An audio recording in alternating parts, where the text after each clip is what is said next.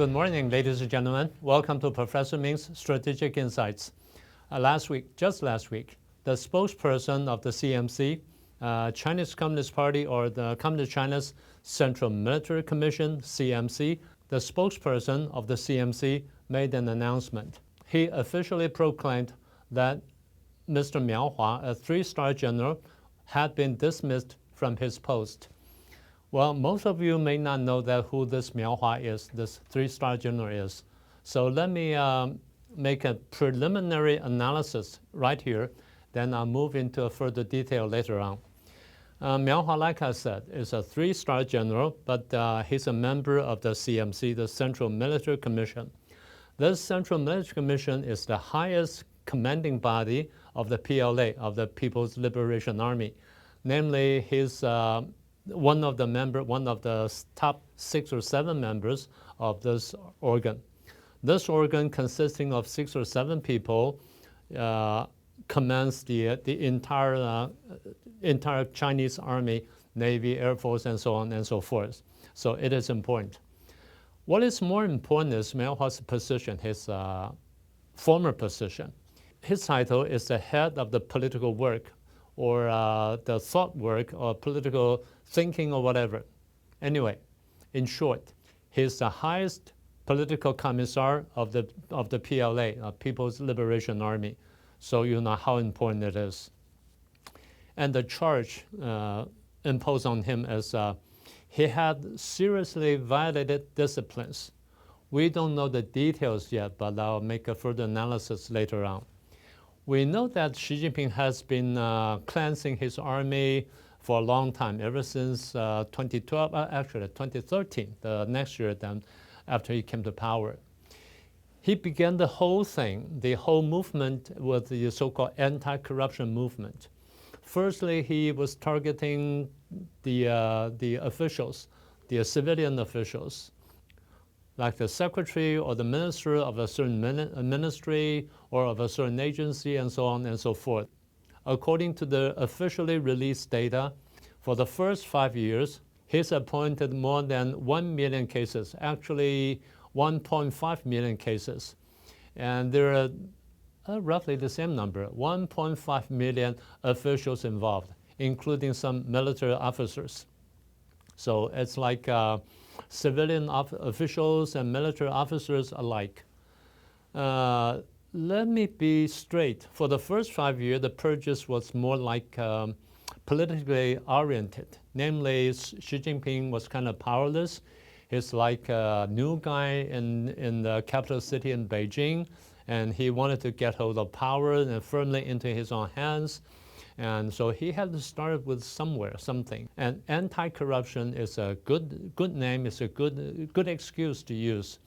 So it was very popular, and he was supported with that kind of movement. But anyway, he gradually purged these people, civilian and military alike, and concentrated more and more power into his own hands. That's for the first 5 years.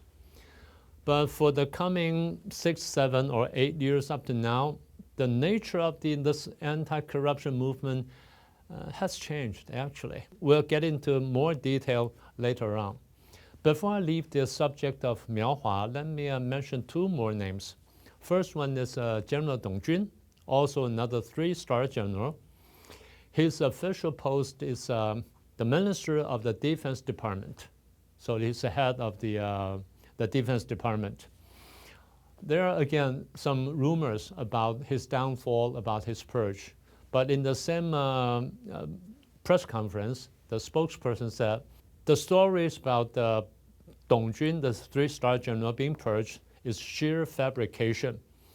The person who spread the rumors had ulterior motivations. The Chinese government is strongly indignant about this kind of smearing or slandering activities. But anyway, there are rumors about him. There are rumors about the downfall of Deng Jun, but it's not being officially confirmed yet. The second name I want to mention is General Wang Houbin. Wang Houbin is still currently the head of the rocket force of the Chinese military. And rumor has it he's also under investigation. So we don't know his whereabouts and we don't know what would happen to him.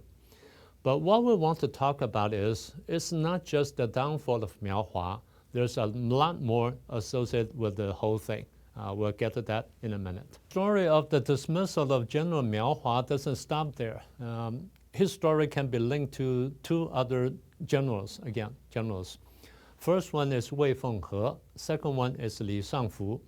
Both served as the head of the DoD, namely they both served as the Minister of the Defense Department. Before that, Wei Fenghe, the three-star general, was the first commander of China's rocket force, while Li Shangfu headed the so-called Equipment Development Department, and another three general. Both served as the Minister of the DoD, like I pointed out. But the charges on them are somewhat different. The charge on the Li Shangfu is corruption, bribery, sending bribery and receiving bribery and things like that. And both had carried the charge of a serious violation of laws and disciplines. They had that, both of them had that. But Wei Fenghe was much more serious. Wei Fenghe carried another charge. It's called either disloyalty or he had forfeited his integrity. And that's a very serious charge. We rarely see it in cases like that. So it's a big thing. So let me bring about the cases of the China's rocket force. Rocket force is not just another unit. We know that in any country's army or military institutions, there are Army, Navy, Air Force. But for China, they had the fourth one called rocket force, and the fifth one and the sixth one. We'll talk about that later on. Let me talk about this rocket force for a minute. By now, after the purge has been going on for so long, we have noticed that three commanders in a row have been purged through these years.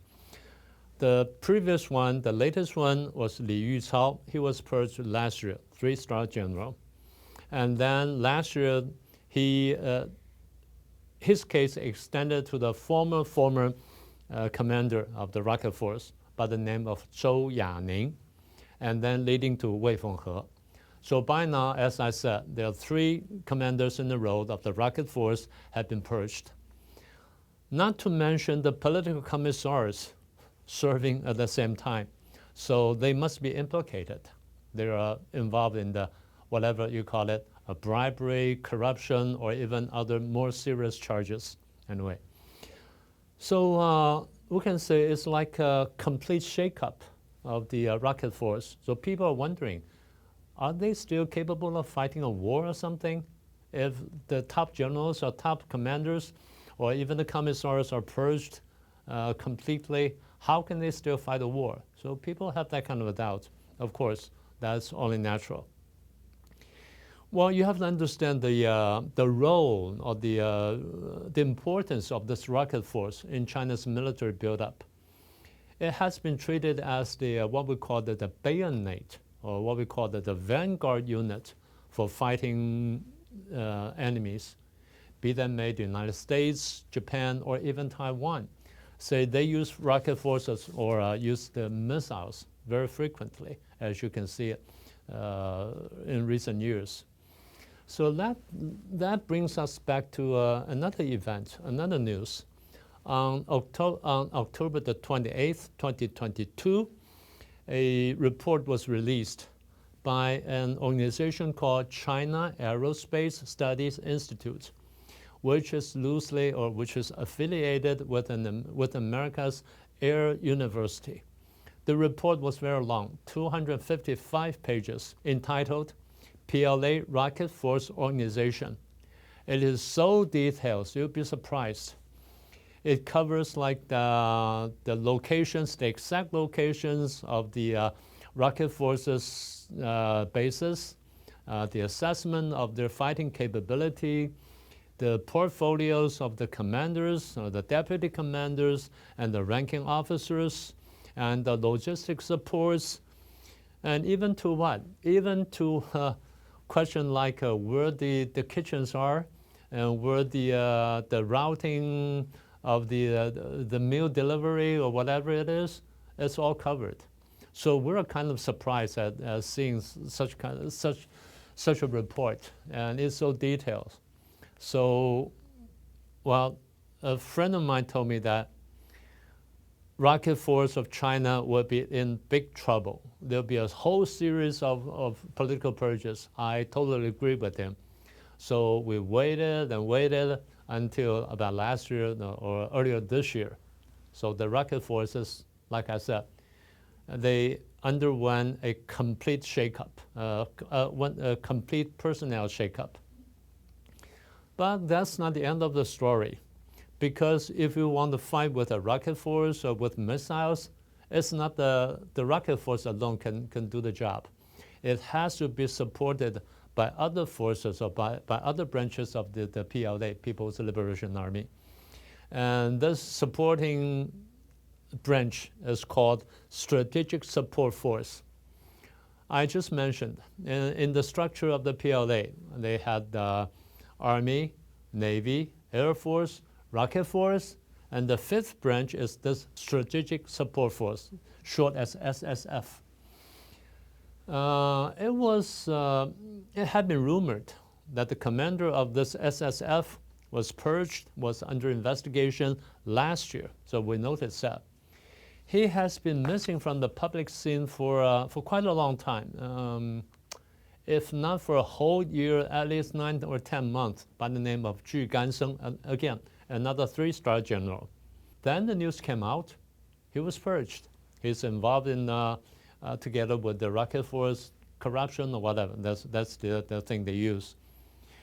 And the more serious thing is this unit, this SSF, the Strategic Support Force, was disorganized and it was disintegrated into 3 units.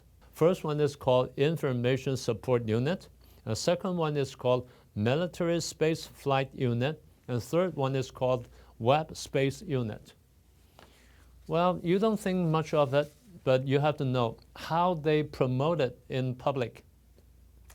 I remember in July 2019, the State Department of Communist China, they issued a white paper, which is called China's National Defense in the New Era, saying that this SSF is a newly created fighting capability or fighting force for the purpose of safeguarding national security.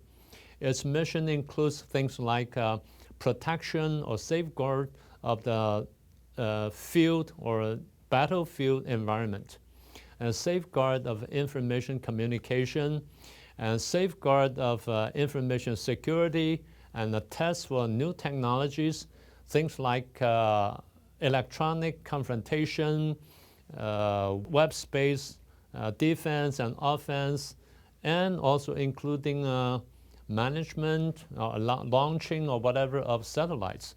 So you know it's very important. So like I said, it's the 5th branch of the PLA, the People's Liberation Army. And they spend so much time, effort, money, and labor into building this branch, and now it's been disorganized and disintegrated and separated into 3 units. So you know the question involved must be very, very serious. Otherwise, they would not do a thing like that. Again, the story doesn't end here. It also involves 3 other branches. The first one is the one we mentioned, Equipment Development Department. And the second one is the Armed Police. The third one is MIC, Communist China's Military Industrial Complex. But because of the time limit, I'll skip all these 3 parts and move on to our concluding remarks, namely a further analysis of all the purges, of what all the purges are about. As you can imagine, with this whole array of purge of military personnel or military generals, it begs one question: how do we interpret it? I can come up with 3 major observations. I have 3 major observations. First, If the corruption, as they pointed out, or as the charge goes, if the corruption is so serious that almost means a complete decay or decomposition of the organization, as any organization theory would tell you. And second, naturally, with this kind of, with the magnitude of the purge so extensive, it means an inevitable weakening of the fighting capability of the PLA, of the People's Liberation Army. Just as demonstrated by Stalin in the 1930s. After he purged so many generals, he had trouble fighting the Nazi armies for the first few years. Not to mention that Xi Jinping has purged more than 150 generals, for the past 13 years. So these are the two observations I can come up with. But I think the third one is more important. It has dealt a very, very heavy blow on Xi Jinping's self-confidence. He may be very skeptical about his own decision of how to pick and recruit or promote a general. He doesn't know who's capable, who's not corrupt, and who's loyal. But let me remind you, corruption is just the superficial or the ostensible charge they use, or what we call the provisional charge they use. They will determine on the real charge later on. But they have to use it as a cover-up. So corruption is a good thing to use. Now the question is, what if corruption is not the real issue? The real issue lies not with corruption, but with loyalty or disloyalty. Then how do you explain it? Xi Jinping might be questioning himself. How come the person I pick could be so disloyal to myself? So like I said, it's a heavy blow to Xi Jinping's self-confidence. Now, we can move on a little bit further. What if these generals the bulk of these generals were actually loyal to Xi Jinping? It's not the question of disloyalty. It's all Xi Jinping's problem. He's too suspicious about his subordinates. He's skeptical, and he developed some kind of paranoia about his power position. Then what would happen? So if it's true disloyalty, then that may be okay, or if corruption is okay. What if the true problem, or the true issue is Xi Jinping's suspicion or his paranoia? That means everybody under him would feel unsafe, would feel very insecure about his own political position and even about his own life. So what would happen? So that means that that will greatly increase the possibility or probability of a mutiny, a coup d'etat, or even an assassination. And on the other hand, if the suspicion is so widespread among the generals or among his subordinates, wouldn't Xi Jinping himself feel it? So in turn, it'll increase or it'll augment Xi Jinping's suspicion or even paranoia. So what I'm saying is, either way, it'll constitute a vicious cycle. It'll exist among Xi Jinping and his subordinating generals. So it's a very bad situation. Actually, we don't know what would happen in the future time, but let me assure you, the story of Miao Hua's purge doesn't stop here. There'll be more purges or more dismissals coming up, and that's something we're going to be paying more attention to in the future. Because of the time, I think that's all I can share with you today. I hope you liked today's program, and I'll see you next time.